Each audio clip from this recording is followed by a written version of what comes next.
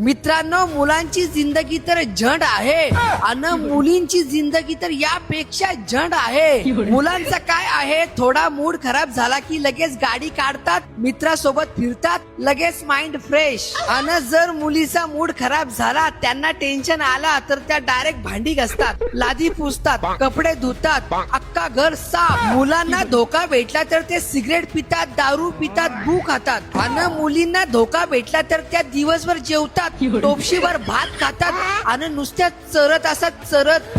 मुलगा घरी लेट आला तर वाघ आणि मुलगी घरी लेट आली तर ही झिपरी तोंड काल करून आली असेल. मुलगी जर आपल्या मनाचं काय करायला गेली तर हिला संस्कार नाही, ही आगाव आहे, ही तर हातातून निघून गेली आहे.